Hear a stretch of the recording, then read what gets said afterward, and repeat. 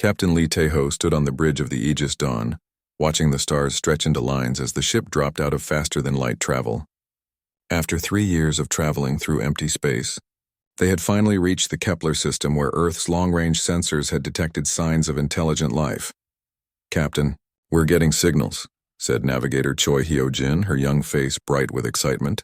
"They're definitely artificial. Someone is out there." Dr. Park So-young hurried to her station, fingers flying over the controls. As the ship's xenobiologist, she had spent years preparing for this moment. "The patterns are complex," she said. "This isn't random noise. It's structured communication." Engineer Kim Jae-sung frowned at his readings. "Their technology is different from ours, but it's advanced. Maybe more advanced than what we have." Within hours, the alien ships appeared.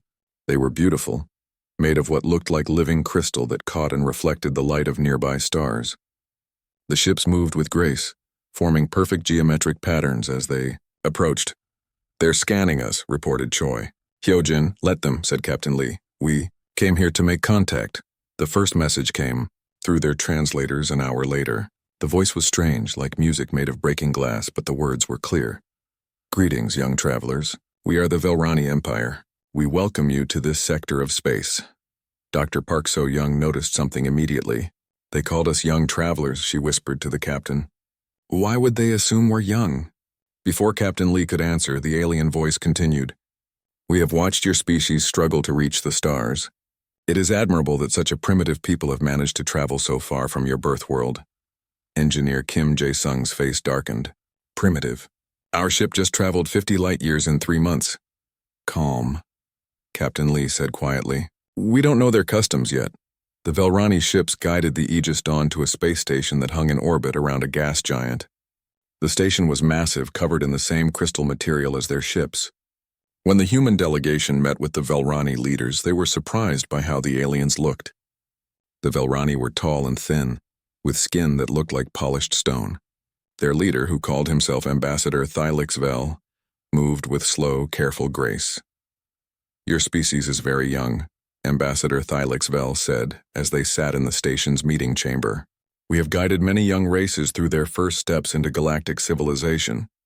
We will teach you the proper ways." Dr. Park So-young exchanged glances with Captain Lee. "How old is your civilization?" she asked. "We have existed for countless ages," the ambassador replied. "Our empire has stood for 50,000 of your Earth years. We are among the eldest in this galaxy." That night, in their quarters aboard the station, the human team discussed what they had learned. 50,000 years, said Dr. Park So-young. "That's a long time, but humans have fossil records going back millions of years. How does that make us the young ones?" Engineer Kim Jae-sung pulled up data on his tablet. "I've been analyzing their technology. It's impressive, but it's not that much more advanced than ours. For a civilization that's supposedly ancient, I would expect to see more development." Navigator Choi Hyo-jin looked confused. "Maybe they developed slowly?" Captain Lee stood by the window looking out at the alien stars. "Something feels wrong about this. They keep talking about guiding young races, but they seem surprised by our technology level." Over the next few days, Dr. Park So-young conducted the standard biological exchanges that were part of first contact protocols. She studied Velrani genetic samples while sharing human biological data with their scientists. What she found made her call an emergency meeting. "Their genetic records show something strange," she told the others. "According to their own DNA analysis, the Velrani species only evolved 50,000 years ago. Not 50,000 years of civilization, 50,000 years of existence as a species." "That's impossible," said Kim Jae-sung. "They talk like they've been around forever." "There's more," Dr. Park continued. "I found references in their database to older civilizations that came before them. They're not the first intelligent species in this region. They're just the current dominant power." Captain Lee felt a chill. "So when they call us young, they're comparing us to themselves, not to the actual age of intelligence in the galaxy," Dr. Park finished. The mystery deepened when engineer Kim Jae-sung discovered something during a technical exchange. While working with Velrani engineers on communication systems, he found records of a derelict space station in the outer system. "They found it a few hundred years ago," he reported, "but they couldn't understand the technology. The station is much older than their civilization." "How old?" asked Captain Lee. "Their best guess is over 100,000 years. Dr. Park So-young's eyes widened. That's twice as old as their entire species. Navigator Choi Hyo-jin pulled up star charts. Can we visit this station? Ambassador Thylix Vel was reluctant when Captain Lee made the request. The ancient station holds no interest, he said. It is dead technology from a dead race. We have moved beyond such primitive artifacts. Primitive? Dr. Park asked. But you said you couldn't understand it.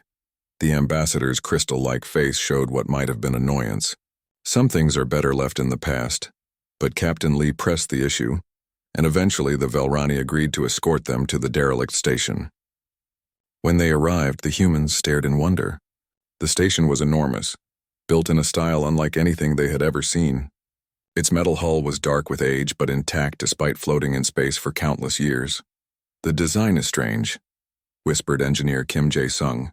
It's almost familiar somehow. Dr. Park So-young was studying the images through the ship's cameras. Look at those symbols on the hull, she said, pointing to markings near what looked like a docking port. Captain Lee squinted at the symbols. They were definitely not Velrani, but something about them made his mind itch with recognition. Navigator Choi Hyo-jin suddenly gasped. Captain, those symbols, I've seen them before. Where? In my ancient history classes on Earth. They look like Sanskrit. Very old Sanskrit. The bridge fell silent.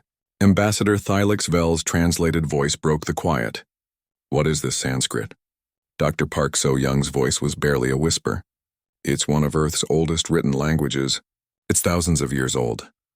They all stared at the ancient station floating in the dark, its mysterious symbols suddenly taking on a new and impossible meaning. How could human writing be found on a space station that predated human civilization by thousands of years? Captain Lee felt the universe shift around him. Everything they thought they knew about humanity's place in the galaxy was about to change. Professor Yoon Sang-wook arrived at the Kepler system 3 weeks later, aboard the research vessel Discovery. He was Earth's best xenoarchaeologist, and the mysterious space station had made everyone on Earth very excited. Captain No Yoonji commanded the military escort ships that came with him. She was a careful woman who didn't trust aliens easily. The Velrani have agreed to let us explore the station, Captain Lee Tae-ho explained as they met aboard the Aegis Dawn. But they're not happy about it. Ambassador Thylix Vel keeps saying we're wasting time on dead history. Professor Yoon examined the images they had taken of the station. These symbols are definitely based on ancient Earth writing, he said. But they're not exactly the same. It's like someone took Sanskrit and changed it slightly. Dr. Park So-young had been running tests on metal samples from the station's hull. The dating results came back. This station is at least 120,000 years old. That's more than twice the age of Velrani civilization. Engineer Kim Jae-sung shook his head. How is that possible? Humans didn't have space travel 100,000 years ago. We were barely using tools. That's what our history books tell us, said Professor Yoon quietly. But maybe our history books are wrong. The joint expedition to explore the station included humans, Velrani, and a few members of another species called the Ethon. The Ethan were small, gray-skinned beings who claimed to be very old and wise. Their representative, Keth Nor, spoke in riddles and seemed to know more than he was saying. When they entered the station, everyone was amazed. The corridors were huge, clearly built for beings about human size. The walls were covered with more of the Sanskrit-like symbols, along with mathematical formulas that Professor Yoon recognized. Look at this, he called out, pointing to a wall covered in equations. These are based on the golden ratio and Fibonacci sequences. Ancient human architects used these same patterns. Captain No Yoonji studied the corridor dimensions. The ceiling height, the door width, it's all sized for humans. Not for Velrani or Ethon. Ambassador Thylix Vel seemed uncomfortable. Many species are similar in size, he said. This proves nothing, but the evidence kept growing. In the station's central chamber, they found what looked like a control room. The chairs were the right size for humans. The control panels had symbols that Professor Yoon could partially translate using ancient Earth languages. Engineer Kim Jae-sung connected his equipment to one of the control panels. I think I can get some of these systems working, he said. The technology is strange, but it follows logical patterns. Be careful, warned Captain No. We don't know what this station was designed for. When Kim Jae-sung activated the first system, Lights began glowing throughout the control room. Suddenly, a holographic display appeared in the center of the room. It showed a star map of the local galaxy, with hundreds of systems marked in different colors. "What are the colors for?" asked Dr. Park So-young Keth Nor. The Ethan representative stepped forward. His gray face was troubled. "Green marks worlds with life," he said slowly. "Blue marks worlds with intelligent species. Red marks worlds that were seeded." "Seeded?" Captain Lee asked. "What does that mean?" "It means someone planted life on those worlds," Professor Yoon said, his voice full of wonder. "This is a record of biological colonization on a galactic scale." Ambassador Thylix Vel moved closer to the display. "The Velrani homeworld is marked in red," he said quietly. Dr. Park So-young checked the map carefully. "So is the Ethon homeworld. And dozens of others." She paused. "But Earth is marked in yellow." "What does yellow mean?" asked Captain No. Kim Jae-sung worked at the controls trying to access more information. When he found the right command, text appeared next to the Earth marker. Professor Yoon translated it slowly. "Origin point," he read. "Primary seed source, home." The room fell silent. Ambassador Thylix Vel's crystal-like face showed confusion. "This cannot be correct. Earth is a young world. Your species is primitive, are we?" Professor Yoon asked softly. He was studying another part of the display. According to this map, life was seeded from Earth to over 300 worlds. The dates, if I'm reading this correctly, this happened between 100 and 200,000 years ago. Captain Lee felt dizzy. "You're saying that ancient humans spread life throughout the galaxy?" "Not just life," Dr. Park corrected, pointing to another section of the display. "Look at this. It's showing genetic templates. Someone was guiding evolution on these worlds, helping species develop in specific directions." Keth Nor spoke up again. "The Ethon have legends," he said. "Stories passed down for 50,000 years. We tell of the first gardeners, beings who came from the void and planted the seeds of intelligence. They looked like you." Ambassador Thylix Vel was backing away from the display. "This is impossible. The Velrani are the elder race in this sector. We have always been here." 50,000 years isn't very long," Professor Yoon said gently. "According to this station's records, your species was one of the last to be seeded. Earth stopped sending seed ships about 40,000 years ago." "Why did they stop?" asked Captain No. Kim Jae-sung had accessed more files. "I think I found the answer." New images appeared on the display showing Earth from space. But this wasn't the Earth they knew. This Earth had massive cities that covered entire continents and space elevators reaching into orbit.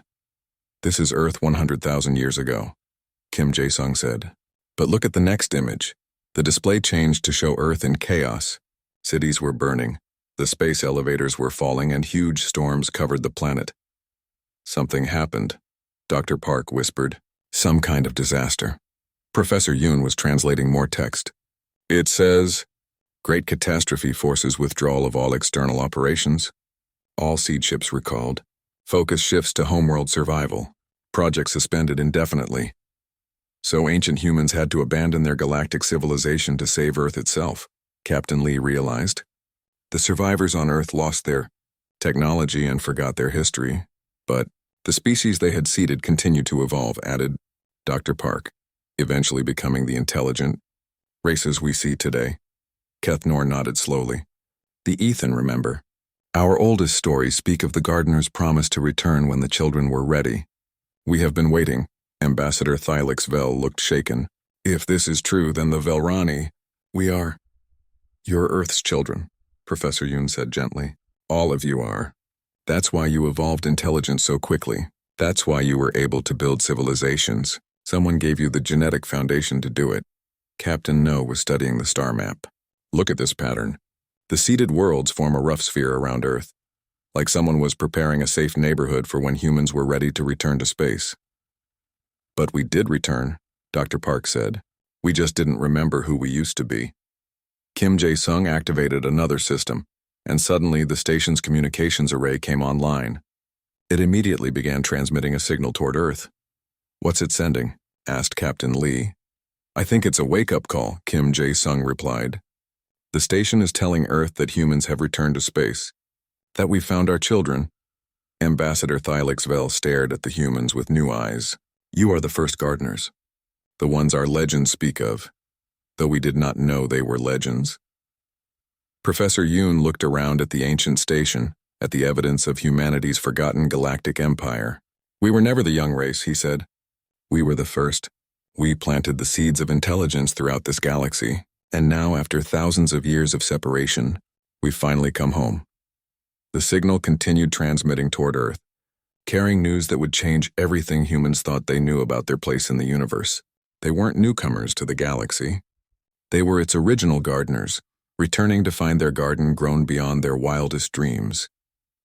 Admiral Han Kite arrived with a full fleet 2 months after the station sent its signal to Earth.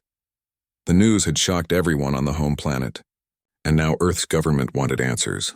Dr. Lim Yan-soo, a quantum physicist who specialized in studying very old objects, came with him to help understand what they had found. The signal from the station was received on Earth. Admiral Han told the assembled team aboard his flagship New Horizon. But it didn't just go to Earth. Our long-range sensors detected it being transmitted to 12 other locations in deep space. Captain Lee Tae-ho studied the star charts. What's at those locations? That's what we're going to find out, the Admiral replied. Dr. Lim's equipment can follow the quantum trail left by the transmission. Dr. Lim Yan-soo was a quiet woman who preferred machines to people. She had spent years developing ways to track very old energy signatures through space. The signals went to coordinates that don't match any known star systems, she explained. They're an empty space between the stars. Professor Yoon Sang-wook had been studying the ancient station's records for weeks. I think I know what we'll find, he said. The station's database mentions deep storage facilities and seed ship construction yards. I believe the signals went to hidden bases. Ambassador Thylix Vel and Keth Nor, the Ethan representative, joined the expedition. The Velrani had been very quiet since learning about their origins, while Keth Nor seemed excited to finally meet the legendary gardeners. The Ethon have more stories, Keth Nor told them as the fleet traveled to the first signal location. We remember the great ships that came from the void. They were enormous, carrying the tools to plant life on empty worlds. How big were these ships? Asked engineer Kim Jae-sung. Our legends say they were like moving worlds, Keth Nor replied. Too large to land on planets. They would orbit worlds and send smaller ships to the surface. When they reached the first coordinates, Dr. Lim's sensors detected something massive hidden behind an artificial asteroid field. As they moved closer, they realized the asteroids weren't natural. They were camouflage. There's something huge in there, reported the fleet's sensor operator. It's at least 50 kilometers long. Admiral Han ordered the fleet to proceed carefully. When they cleared the asteroid field, they found something that made everyone stare in amazement. It was a ship, but calling it a ship seemed too small. It was like a floating city, dark and silent, clearly ancient but perfectly preserved. It's beautiful, whispered Dr. Park So-young. Look at the design. It's definitely human architecture, but more advanced than anything we've ever built. Captain No Yoonji was studying the tactical readings. The hull is made of materials we don't recognize. Our sensors can barely penetrate it. It's a seed ship, Professor Yoon said with certainty. This is what the ancient humans used to spread life throughout the galaxy. When they boarded the massive vessel, they found corridors that stretched for kilometers. The ship was divided into hundreds of sections, each one designed for a different purpose. Some contained laboratories with equipment for genetic engineering. Others held massive storage tanks filled with what Dr. Lim identified as biological templates, genetic information that could be used to create life. This is incredible, Dr. Park said as she studied the genetic databases. They have templates for thousands of different species. Plants, animals, even basic intelligent life forms. Someone could use this to populate an entire world. Engineer Kim Jae-sung found the ship's control center. The computer systems are still active, he reported. They've been running on automatic for over 100,000 years. When they accessed the ship's records, they discovered its mission history. The vessel had visited over 50 different worlds, carefully seeding each one with life forms that would evolve over thousands of years into intelligent species. Look at this, Professor Yoon called out. He had found a record that made his hands shake. This ship seeded the Velrani homeworld 60,000 years ago. It planted the genetic foundation that eventually became their species. Ambassador Thylix Vel approached the display slowly. You have proof that my people were created? Not created, Dr. Park corrected gently. Guided. Your species evolved naturally, but from genetic material that was carefully selected to help you develop intelligence. Dr. Lim had been studying the ship's navigation records. According to this, there are 11 more seed ships hidden throughout this sector of space. This was just one of many. Admiral Han realized the scale of what they had discovered. An entire fleet of ships this size, all dedicated to spreading life throughout the galaxy. Ancient humanity wasn't just a civilization. They were gardeners on a cosmic scale. As they explored deeper into the ship, they found something even more amazing. In the central section was a vast chamber filled with what looked like sleeping pods. Thousands of them arranged in perfect rows. Are those? Captain Lee started to ask.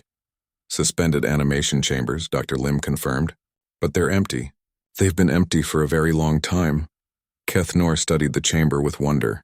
The legends speak of this too, he said. The gardeners who would sleep between the stars, waking only when they found a world ready for life. Professor Yoon found the records for this section. The crew of this ship included over 3,000 people. Scientists, engineers, terraforming specialists, genetic engineers. They would travel for decades between star systems, sleeping while the ship flew through empty space. What happened to them? Asked Captain No. They were recalled, Engineer Kim Jae-sung said, accessing more records. All seed ships received the same message 70,000 years ago. Return to Earth immediately. Catastrophic situation developing. All external operations suspended. Dr. Park studied the evacuation records. It looks like they tried to return home, but something went wrong. Most of the crew made it back to Earth, but the ships were left here hidden and waiting. Waiting for what? Asked Admiral Han. Keth Nor answered quietly. Waiting for the gardeners to return. Waiting for you. As they continued exploring the ship, they realized it was more than just a tool for spreading life. It was a complete mobile civilization, designed to support thousands of people for centuries as they traveled between stars. The ancient humans who built it had been prepared for a very long mission. They were planning to garden the entire galaxy, Professor Yoon realized. This wasn't just about seeding a few worlds. They wanted to fill the galaxy with intelligent life. Dr. Lim found something else in the ship's records. Look at this. The original mission plan called for seeding over 10,000 worlds. They were only about 3% finished when they were recalled.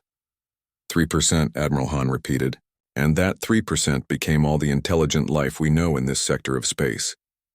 Ambassador Thylix Vel had been very quiet, studying the genetic records of his own species.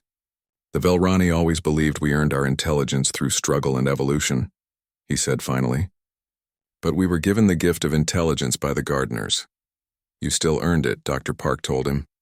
The genetic templates only provided the foundation. Your species had to grow, learn, and develop civilization on your own.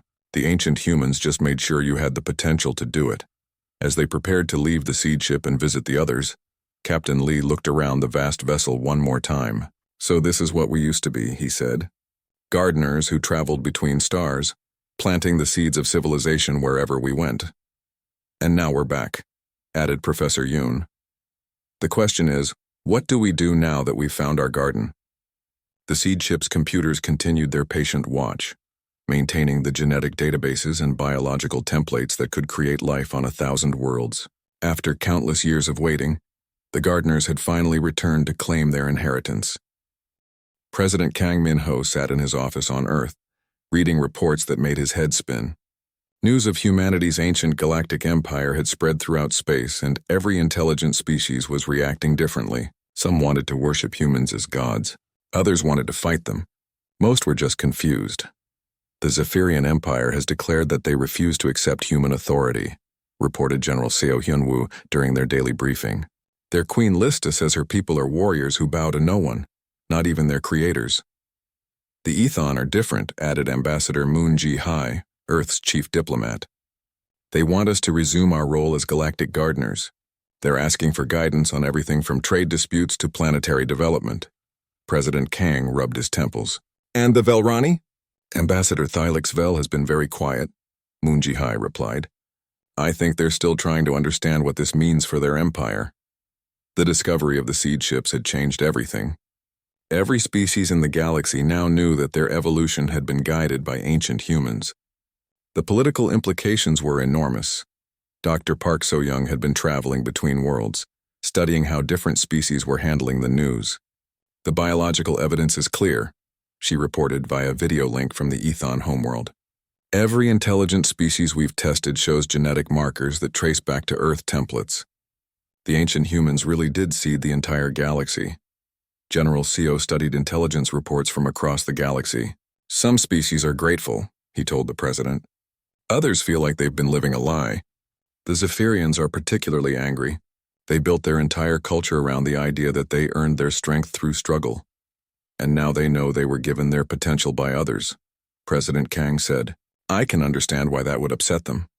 Meanwhile, on the far side of the galaxy, Queen Lista of the Zephyrians was indeed angry. Her people were proud warriors with bright red skin and natural weapons like claws and sharp teeth. They had always believed they had fought their way to intelligence through millions of years of battle.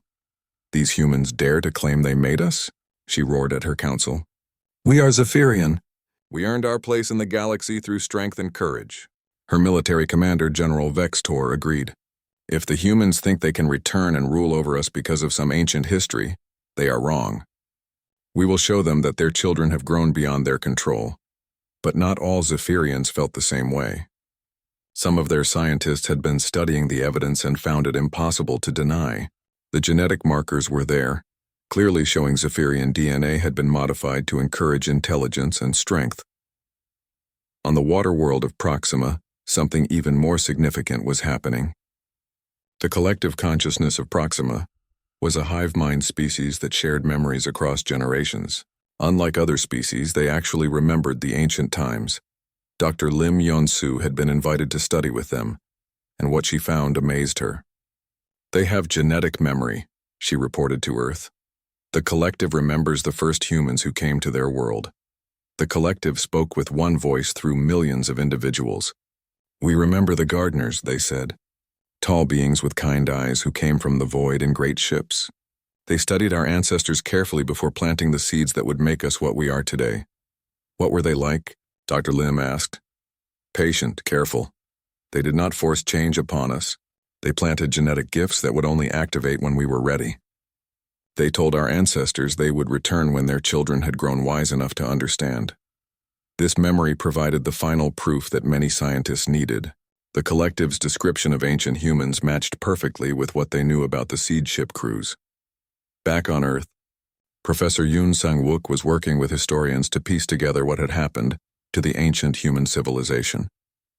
We found evidence of the Great Catastrophe, he reported. It wasn't war or disease. It was environmental collapse on a massive scale. What kind of environmental collapse? Asked President Kang. Climate change, but much worse than anything we've experienced. Ancient humans had built a civilization that covered entire continents. When the climate shifted, they had to choose between maintaining their galactic empire or saving their homeworld. They chose Earth, General CO realized. They brought everyone home, Professor Yoon confirmed. All the seed ships, all the space stations, everyone working in the galactic civilization. They focused all their resources on rebuilding Earth's environment and keeping humanity alive, but they lost their advanced technology in the process. Added Dr. Lim via video. Link, the survivors had to start over, Professor Yoon explained. Within a few generations, they had forgotten about their galactic empire. It became legend, then myth, then nothing at all. President Kang stood and walked to his window, looking out at the rebuilt Earth.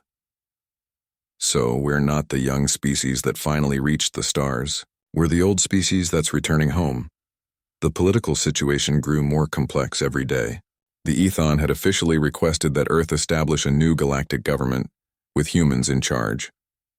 The Velrani were considering a similar request, but the Zephyrians were preparing for war, and several smaller species were demanding independence from any human influence. We need to make a decision, General CO told the president. Do we accept the role these species want to give us? Do we become the galactic gardeners again? Ambassador Moon Ji-hai had been thinking about this question for weeks. The ancient humans gave up their galactic empire to save Earth, she said. Maybe they were trying to tell us something. Maybe the role of gardener isn't about ruling others. It's about helping them grow on their own. Dr. Park So-young had returned to Earth with samples from dozens of worlds. Every species we seeded has developed in unique ways, she reported. The Zephyrians became warriors. The Ethan became philosophers. The Velrani became builders. The ancient humans didn't create copies of themselves. They helped each species find their own path. President Kang made his decision. "We're not going to recreate the ancient empire," he announced. "We're going to do something different. We're going to share what we've learned and let each species choose their own future." But as he spoke, reports came in of Zephyrian war fleets gathering at the edge of their territory. Queen Lista had decided that the only way to prove Zephyrian independence was through battle. "They want to fight their creators," General Seo said grimly. "Then we'll have to show them that creators and children can stand as equals." President Kang replied. The galaxy was waking up to a new reality. Ancient humanity had returned, not as conquerors, but as parents reuniting with children they had never expected to see again. Some of those children were ready to embrace their heritage. Others were determined to reject it entirely. And a few were prepared to go to war to prove their independence. The Great Awakening had begun, and no one knew how it would end. Ambassador Moon Ji-hai stood before the largest gathering in galactic history. The massive space station called Harmony Point had been built in neutral space, designed specifically for this moment. Representatives from over 300 intelligent species had come to decide the future of the galaxy. Elder Kim Dong-soo sat beside her at the human delegation table. He was old now, a former starship captain who had become Earth's most respected philosopher. His wisdom would be crucial in the days ahead. "The Zephyrian fleet is still out there," General Seo Hyun-woo whispered to Ambassador Moon. "Queen Lista refuses to attend the assembly. She says warriors don't negotiate with those who claim to own them." Ambassador Moon nodded. The Zephyrians had been gathering ships for months, preparing for a war against their own creators. But other species had been preparing too, in different ways. Ambassador Thylix Vel approached the human table. The Velrani leader looked different now, less proud, more thoughtful. "My people have decided," he said. "We wish to accept human guidance in rebuilding our civilization. We have been managing the galaxy poorly without our creators." Elder Kim Dong-soo spoke gently. "That's very kind, but we didn't come here to recreate the old empire. We came to build something new." The assembly hall fell quiet as Ambassador Moon stood to address the gathering. Representatives from hundreds of worlds watched her with expressions ranging from hope to fear to anger. "We are here because we discovered something that changed everything," she began. "Humanity is not the newcomer to this galaxy. We are the species that planted the seeds of intelligence on your worlds long ago." Murmurs rippled through the assembly. Some species still found this hard to accept. "But we are not here to reclaim an empire," Ambassador Moon continued. "The ancient humans who built that empire chose to give it up to save their homeworld. We choose to honor that sacrifice by building something better." She activated a holographic display showing the Covenant of Equals, a document that Earth's best legal minds had spent months writing. "We propose a new galactic civilization based on partnership, not hierarchy," she explained. "Every species will be independent and equal, regardless of their origins. Humans will share our rediscovered technology freely with anyone who wants it." The representative from the Tauri Coalition raised an objection. "But humans created us. Does that not give you authority over us?" Elder Kim Dong-soo stood slowly. "A parent who loves their children wants them to grow beyond what the parent achieved," he said. "The ancient humans planted seeds of intelligence, but you grew those seeds into civilizations we never imagined. You have surpassed your creators." The Ethon representative, Keth Nor, spoke up. "The Ethon have waited 50,000 years for the gardeners to return. We wish to learn from you." "And we wish to learn from you," Ambassador Moon replied. "Every species here has developed knowledge and wisdom that humans lack. The Ethan understand time and memory in ways we never have. The Velrani build with crystal technology we cannot match. Even the aggressive Zephyrians have military tactics that could teach us much." Representative Shitar the Wise, the oldest known being in the galaxy, stood with difficulty. He was ancient even by the standards of his long-lived species. "I have seen many attempts at galactic government," he said in a voice like rustling leaves.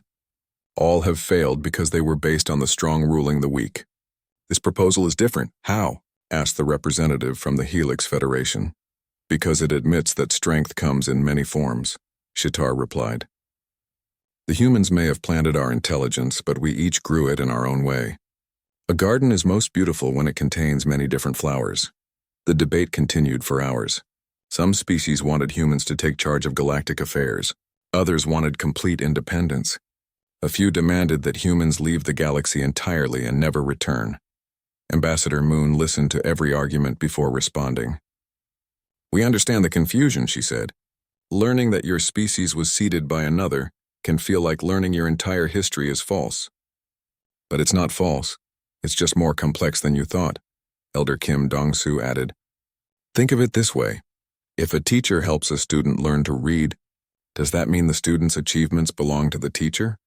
Or do they belong to the student who worked hard to understand the lessons?" The metaphor seemed to resonate with many representatives, but before the discussion could continue, alarms began sounding throughout the station. General Seo hurried to Ambassador Moon's side. "Long-range sensors are detecting something approaching from outside the galaxy," he reported. "Multiple objects, very large, moving fast."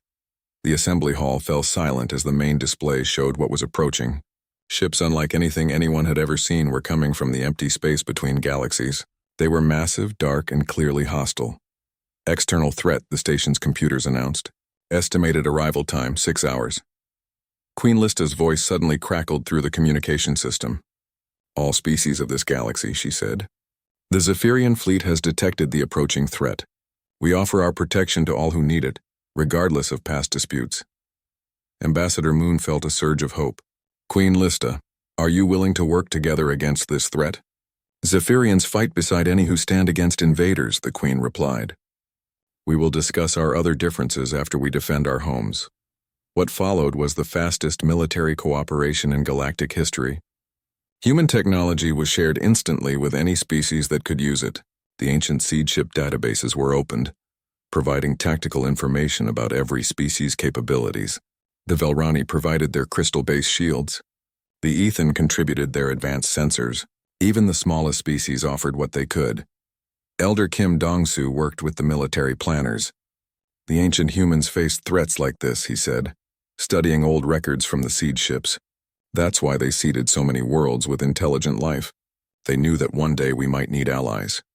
The battle was intense but brief. The combined galactic fleet, using human technology enhanced by the unique abilities of dozens of species, defeated the external threat completely. Ships that had seemed unstoppable fell before the coordinated assault of the galaxy's children working together. In the aftermath, as the victorious fleets regrouped, Queen Lista contacted the assembly directly. "Zephyrians are warriors," she said. "We fight strongest when we fight for something we believe in. Today we fought for our galaxy, all of our galaxy. That felt right." "Does this mean the Zephyrians will join the Covenant?" asked Ambassador Moon. "We will join as equals," Queen Lista replied firmly. "Not as children, but as partners. The ancient humans gave us the gift of intelligence. We give back the gift of strength." Ambassador Thylix Vel spoke up. "The Velrani offer our construction abilities to build the new galactic civilization." One by one, species after species added their voices to the agreement. By the end of the day, over 200 worlds had signed the Covenant of Equals. Elder Kim Dong-soo smiled as he watched the ceremony. "The ancient humans planted seeds," he said to Ambassador Moon. "But look what grew from those seeds. This is more beautiful than anything the old empire achieved. The new Galactic Confederation established. Earth is the first among equals, honored for their role in seeding intelligence throughout the galaxy, but committed to a future built on cooperation rather than control. Admiral Lee Tae-ho, promoted from his role as captain, was chosen to lead the first mixed-species deep space mission. His crew included humans, Velrani, Ethon, Zephyrians, and members of a dozen other species. Their mission, to explore beyond the galaxy, carrying the banner of their united civilization to whatever they might find in the vast universe beyond. As the New Horizon departed for the unknown regions beyond their galaxy, Elder Kim Dong-soo stood in the observation deck of Harmony Point, watching the stars. The ancient humans thought they were gardeners, he mused to himself, but they were really parents, and today their children grew up. The galaxy was no longer divided between young and old species, creators and created.